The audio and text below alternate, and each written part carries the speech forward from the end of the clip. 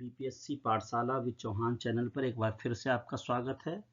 हम बिहार स्पेशल की श्रृंखला में आगे बढ़ रहे हैं धीरे धीरे, और अभी हम जहां पहुंचे हैं वो मगध के राजवंश हैं। तो आइए बिना समय गंवाए मगध के राजवंश के बारे में पढ़ते हैं। तो जो मगध के राजवंश हैं वो मुख्य रूप से चार हमें पढ़ने हैं: हर्यक, शिशुनाग, नंद और मौर्य। हर्यक वंश का जो काल है वो 544 से 412 ईसा पूर्व का है, और हर्यक वंश के संस्थापक बिंबिसार थे। उसके बाद शिशुनाग वंश आता है, जिसका जो कार्यकाल है वो 412 से 344 ईसा पूर्व में है, और इसके संस्थापक शिशुनाग था। नंद वंश आता है शिशुनाग के बाद, जो 344 से 322 ईसा पूर्व के बीच में रहा, और इसका संस्थापक महापद्मनंद था। और जो मौर्य वंश है वो 322 से 185 ईसा पूर्व के बीच में था मगध में, और इसका संस्थापक चंद्रगुप्त मौर्य था। अब हम हर्यक वंश के बारे में पढ़ेंगे। ये चार वंश मगध में मुख्य हैं, और भी वंश हैं लेकिन वो मुख्य नहीं है। हमें बीपीएससी की दृष्टि से इन चार को पढ़ना है। तो आगे हम हर्यक वंश के बारे में पढ़ते हैं। हर्यक वंश मगध पर शासन करने वाला जो पहला प्रमुख राजवंश था वह था हर्यक वंश। इसकी राजधानी जो थी वो राजगिरी थी, जो गिरिव्रज भी कहलाती थी। यहाँ जो धर्म था वो बौद्ध वो जैन था। कैसे था, किसने प्रश्रय दिया, क्या रिश्ता था इनका बौद्धों और जैनों से, वे हम आगे वीडियोज में पढ़ेंगे। प्रमुख शासक जो थे हर्यक वंश के वो था बिंबिसार, जो कि संस्थापक था, वास्तविक संस्थापक। उसके बाद उसका पुत्र आता है अजातशत्रु, और फिर अजातशत्रु का पुत्र आता है उदयन। उदयन के भी आगे 3 बेटे आते हैं, लेकिन जो प्रमुख शासक हैं उनमें बिंबिसार, अजातशत्रु और उदयन की बात होती है।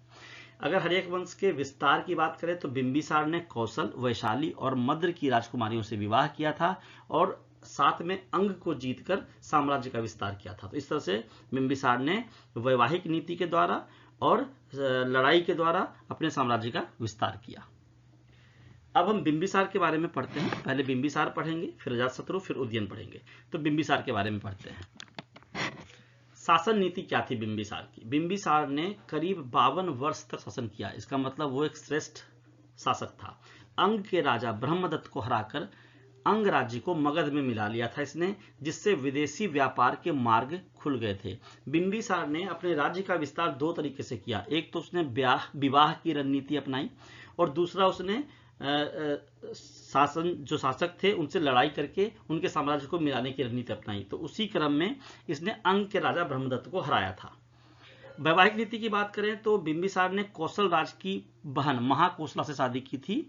उसके बाद वैशाली की लिच्छवी राजकुमारी चेलना, कहीं कहीं चेलना लिखा जाता है, और मद्र देश की राजकुमारी, मद्र पंजाब का इलाका था, वहां की राजकुमारी क्षेमा से विवाह किया था। 3 विवाह किए थे। कौशल राज की बहन महाकोशला, लिच्छवी राजकुमारी चेलना, और पंजाब मद्र देश की राजकुमारी क्षेमा से। जो इनकी शादी कौशल राज की बहन महाकोशला से हुई थी, यहाँ मैं बता दूं कौशल राज प्रसेनजीत है, राजा प्रसेनजीत है, उनकी बहन थी महाकोशला।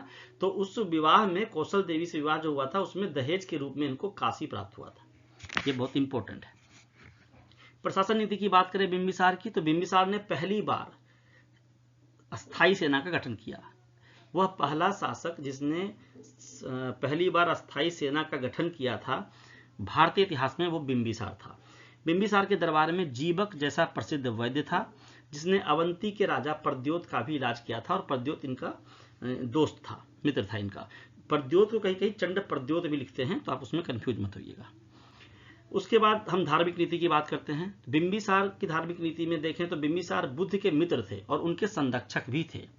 जैन ग्रंथ में बिंबिसार को श्रेणिक कहा गया है, और बौद्ध और जैन दोनों धर्मों के प्रति ये सहिष्णुता का व्यवहार करते थे। मतलब मगध साम्राज्य में जो हर्यक वंश था उसमें जो बिंबिसार था वो बौद्ध और जैन दोनों ही धर्मों के प्रति सहिष्णु थे। दोनों ही धर्मों को उन्होंने आश्रय दिया था, और ये बुद्ध के मित्र भी थे। अब बिंबिसार की मृत्यु की बात करते हैं। तो बौद्ध और जैन ग्रंथों के अनुसार जो बिंबिसार का पुत्र था अजातशत्रु, उसने बिंबिसार को कारागार में डाल दिया था, जहां 492 ईस्वी पूर्व में उसकी मृत्यु हो गई।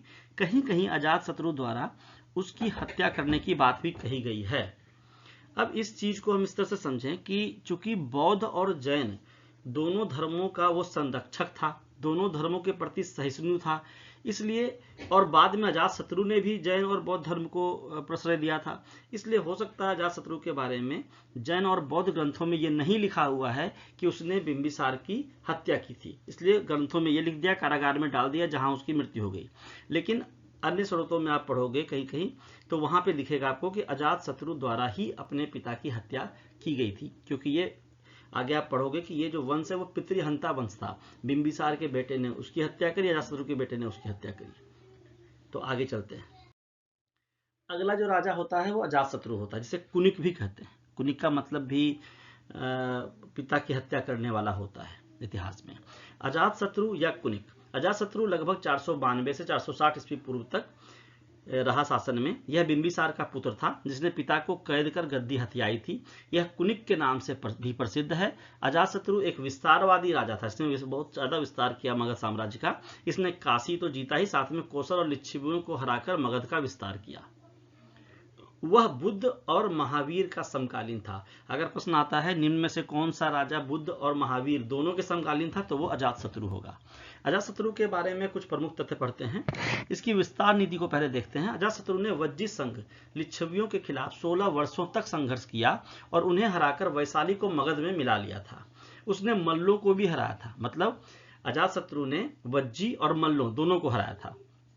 सैन्य नीति की बात करें तो अजातशत्रु ने कौशल के साथ युद्ध किया और अंततः संधि के बाद कौशल की राजकुमारी प्रसेनजित की जो पुत्री थी वजीरा, कौशल की जो राजकुमारी थी वो प्रसेनजित की पुत्री थी, जो कौशल नरेश थे, उनकी पुत्री वजीरा से विवाह किया।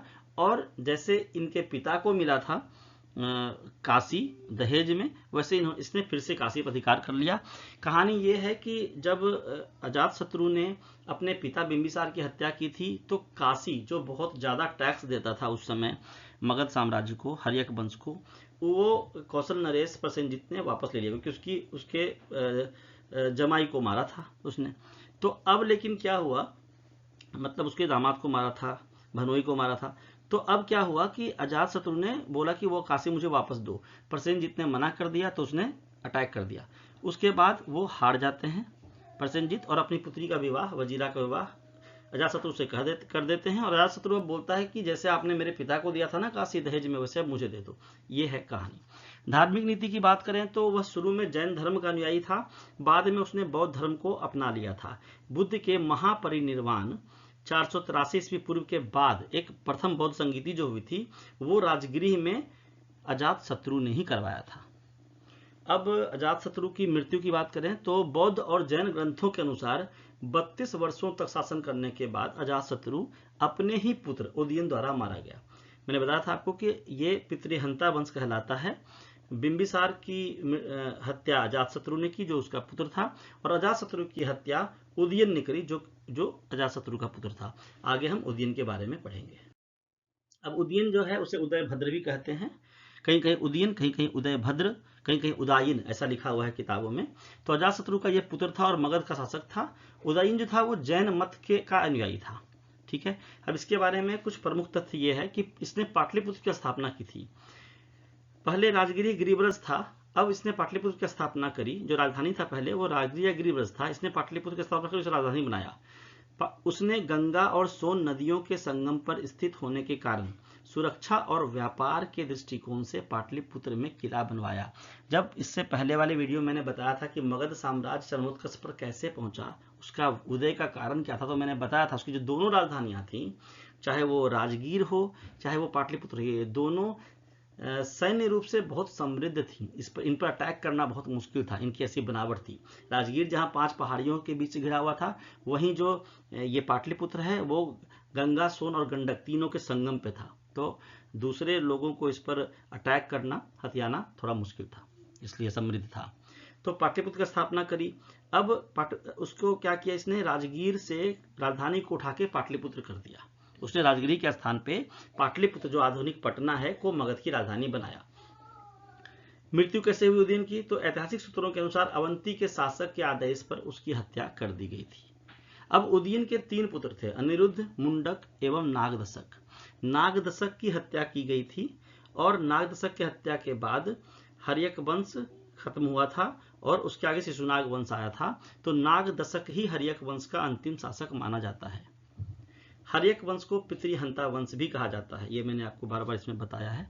तो दोस्तों इस वीडियो में मैंने हर्यक वंश को पूरी तरह से टेक ओवर करने की कोशिश करी है।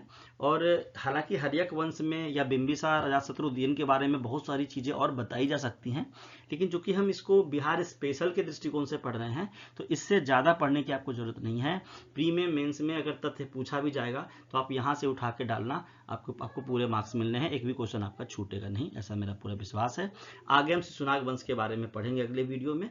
तब तक के लिए धन्यवाद। आप लोग इस चैनल को बीपीएससी पाठशाला विद चौहान को सब्सक्राइब कीजिए, लाइक कीजिए। आप अगर सब्सक्राइब करते हो, लाइक करते हो तो मुझे भी थोड़ा मोटिवेशन मिलता है अगले वीडियो को लाने के लिए। मैं वीडियो लाऊंगा और शिशुनाग वंश के बारे में उसमें पढ़ेंगे। तब तक के लिए धन्यवाद। पढ़ाई कीजिए, मस्त रहिए। Thank you.